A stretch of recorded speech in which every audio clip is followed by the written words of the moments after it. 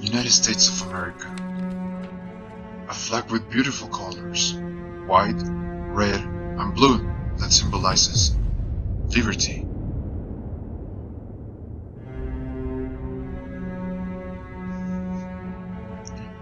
The Old Glory.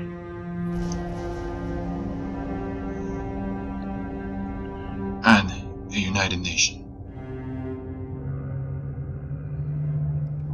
But wait a second, that was in the past, because in the present, these colors have given terror in the American streets.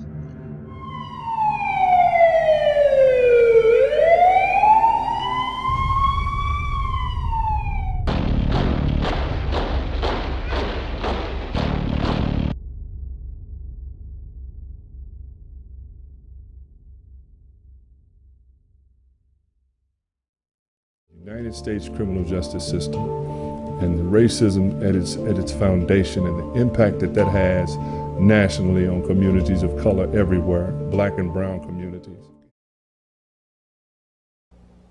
I have a dream that one day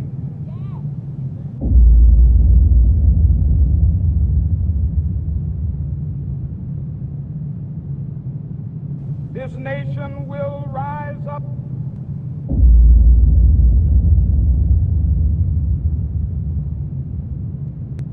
and live out the true meaning of its creed.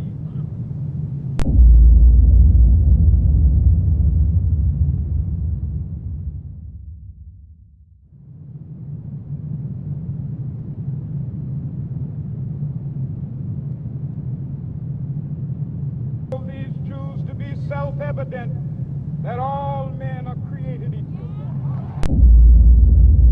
Hey, his head is bleeding! Yo, his head is bleeding!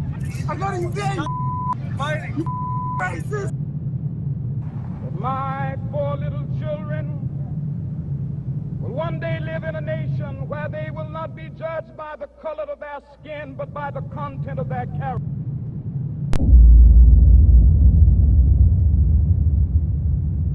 How did this happen, you racist?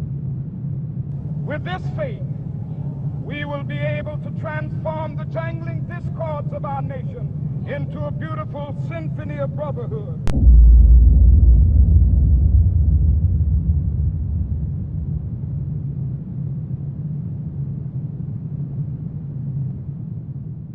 We're pissed, we're angry, we want answers, we want people to be punished for, the mistreatment that they had on, the young man. Let freedom ring, and if America is to be a great nation, this must become true.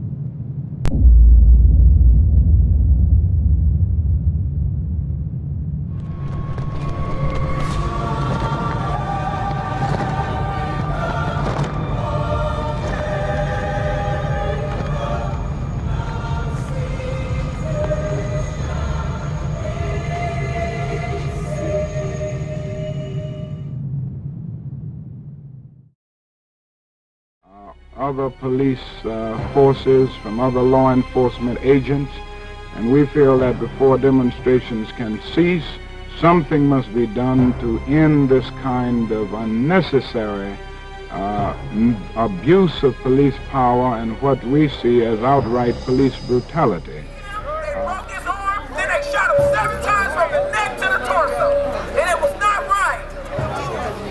He already had a broke shoulder, they knew that, they beat him with the baton brutally, then they turned him over on his back and shot him when he was already on his stomach. The civil rights ask us, when will you be satisfied? We can never be satisfied as long as the Negro is the victim of the despicable horrors of police brutality. So let me open the door to this black world.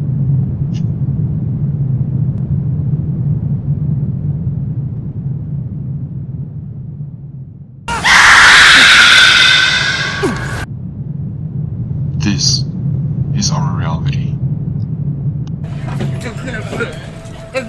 Sir, stand over there, right down with him.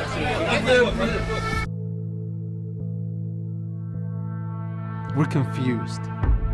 And that confusion leads us to believe that we're in crisis. And when we feel we're in crisis, we become afraid. And when we're afraid, we don't talk to each other. And when we don't talk to each other, then we become very polarized and very separated. And there's xenophobia, and the world feels like shit's falling apart. The whole fabric of human... The controlled press, the white press, inflames the white public against Negroes. The police are able to use it to paint the Negro community as a criminal element. The police are able to use the press to make the white public think that 90% or 99% of the Negroes in the Negro community are criminals. You niggas are bugging.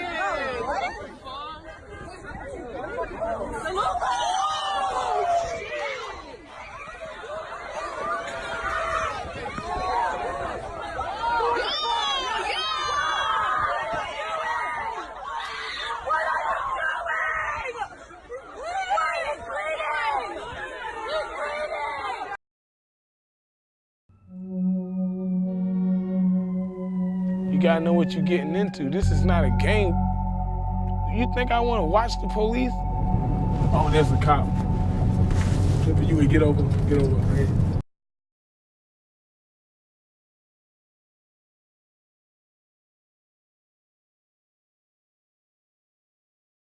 And once the white public is convinced that most of the Negro community is a criminal element, then this automatically paves the way for the police to move into the Negro community, exercising Gestapo tactics, stopping any black man who is on the sidewalk, whether he is guilty or whether he is innocent, whether he is well dressed or whether he is poorly dressed, whether he is educated or whether he is dumb, whether he's a Christian or whether he's a Muslim.